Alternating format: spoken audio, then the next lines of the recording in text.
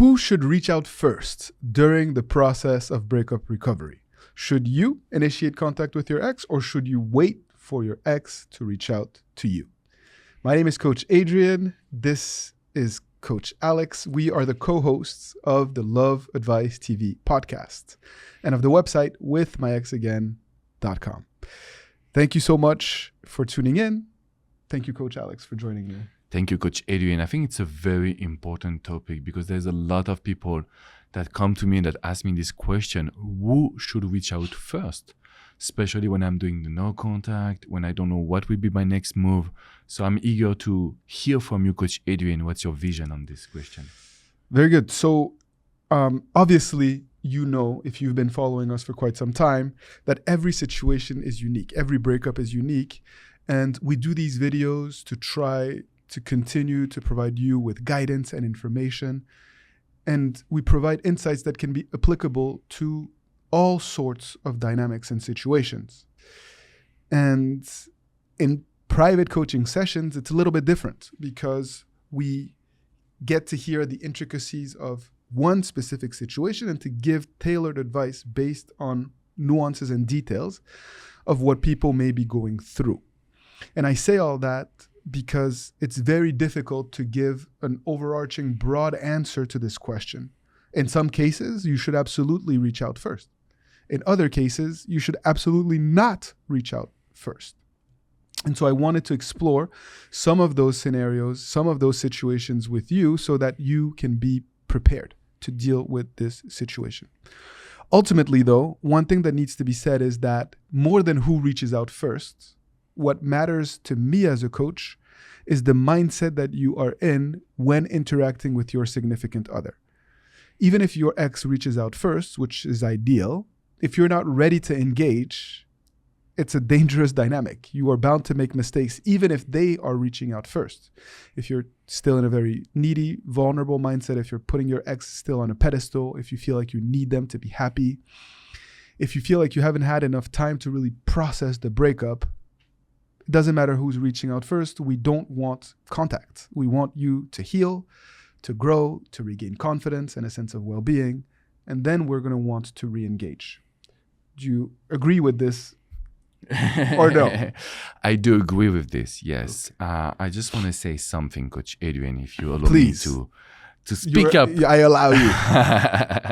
We love to do these videos because sometimes we can share some different vision, and it's always for you guys to grow, for you guys to understand that there is different way of thinking, different way of coaching as well, but really to allow yourself to look at perspective. Because there is not one perfect formula to get your ex back, unfortunately. There is no magic solution as well. Mm-hmm. But you know something, Adrian, that is very important for me is every time I've trained myself, I have tried to learn from NLP, from coaching, from emotional communication. And there is one specific training where I was focusing on the brain and how can we get our ex back after the breakup. And I realized that if your ex is reaching out to you first, is usually a good sign for us. So when someone asks me, Alex, who should reach out first? My response will, of course, I agree with you, Coach Adrian. I just want to use a response that I will tell the people I coach. It's we need to give ourselves a chance to make your ex come to you. Mm-hmm. Because if they think about you, if they do the first step, it's kind of like we are winning a little battle. We are making them think and miss you and also be able to be surprised. Because if they come to you, it means that they look at you and they look at details. So I'm not saying that everyone should wait because as you mentioned, sometimes we have to reach out first. We have, for example, to send a letter when we have done a lot of mistakes.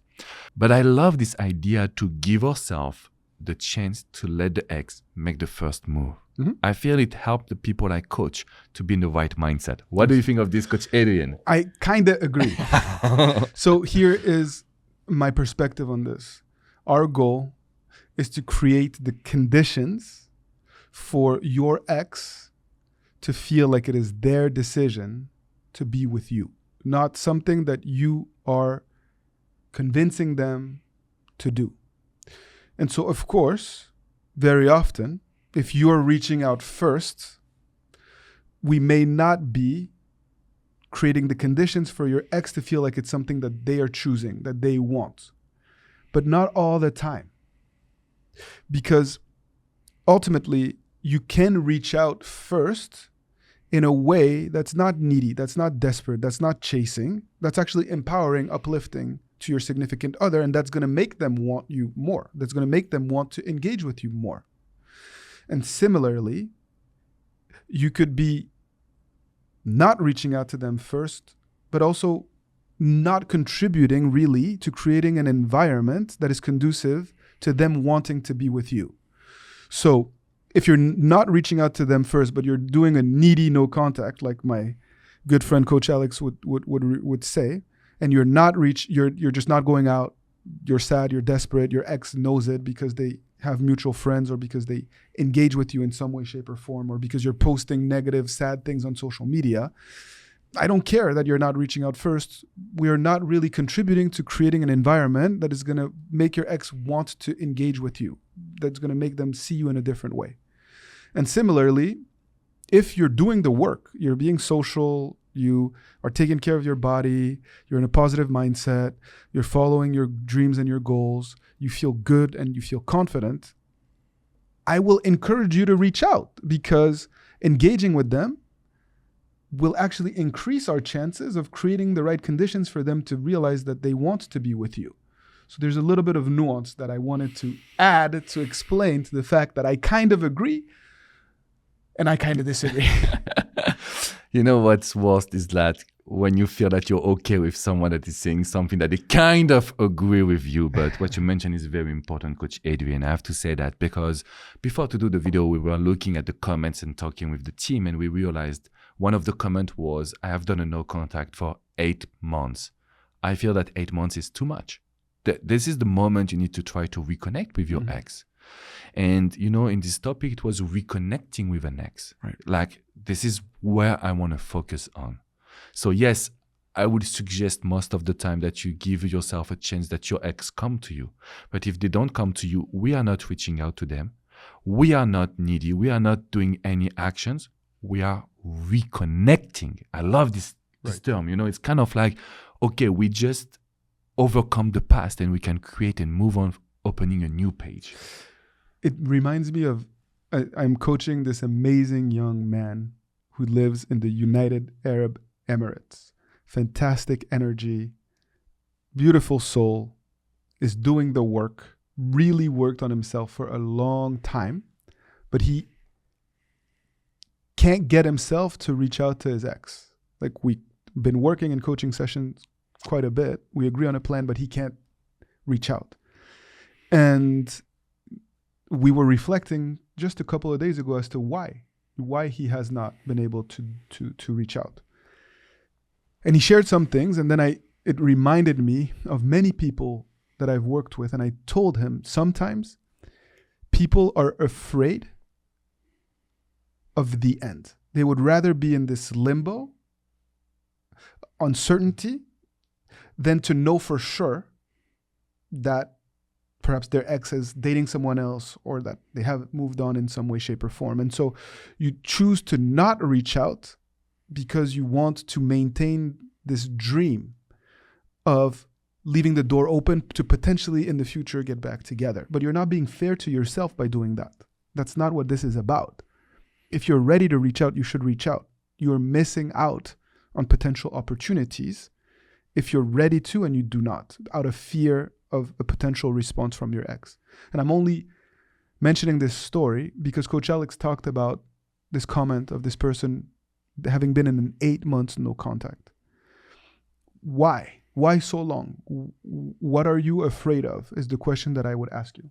Most of the time, it's also because there's this misconception that I need to do the no contact and my ex will come to me and my ex will reach out to me first. Right.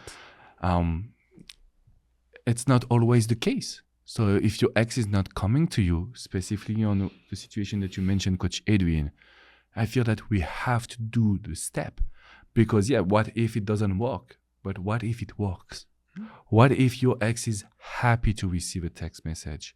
Because I've seen so many people, they were able to control themselves. And I say, people, your ex was able to control themselves, to not do the first step because they want you to change, because they were hurt.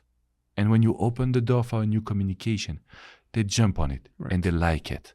So I do feel that there is no rules. There is no perfect response to your question on who should reach out first. Of course, my response was better, meaning like you need to let your ex come to you first. But in reality, it is also okay to make the first step when you have changed, when you have respected Coach Adrian's rules, because that is when we are proud of you and we know that we can reconnect. Remember this word, reconnect with your ex. I think it's also important to note that sometimes even if you take a step or an action and it's not the positive outcome that you want, not all is lost. We can still learn something from this. We can still gauge actually what your ex's mindset is, where they're at, and adjust the plan accordingly. And it doesn't mean that it's the end. It may mean we need to take a different approach, or it may mean that we need to be a little bit more patient, or it may mean that we still need to work on certain things in order to reconnect in a meaningful way, the right way. So let's overcome our fear and let's make sure that we just focus on taking the next best action. Sometimes that means pulling away, being patient, being more distant and more patient than your ex, because to me, that is a winning formula. And sometimes it means also being assertive, being confident, initiating contact in order to move the process forward. And if you're unsure, based on where you stand, based on the mistakes that have happened, based on your ex's personality, what to do, we are here. We're here in private coaching sessions. We have all sorts of seminars, some free, some that you have to invest in. We have free resources like I was just talking about. We do web events, free live web events every month. And we have tons of articles, tons of videos, tons of resources to help you gauge that, exactly that, where you are and what is the next best step based on where you are. So take advantage of all of those resources and of our team that has experience and that is just standing by, ready to help. Yeah, everything is in the description, just right below, guys. Remember to hit the like button, to subscribe to the YouTube channel, to the podcast platform that you prefer.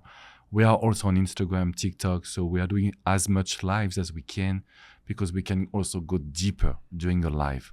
To conclude this video, I want to ask you something, and I know that Coach Adrian will agree on this one. I don't want you to tell yourself, my ex will not reach out first. Because I see so many people, they start the process thinking that they will lose. No, guys, I said no to that. I want you to be confident. I want you to give yourself the best chances. I want you to tell yourself, my ex will reach out to me. And if they don't, it's okay. But the mindset will help you do the best no contact to rebuild yourself before to reconnect with your ex. So please don't tell yourself, oh, it will not work. My ex will never reach out to me. I know my ex. Don't say that. Because I've seen so many people saying, I know my ex. If you knew your ex, you will not be here watching this video, guys.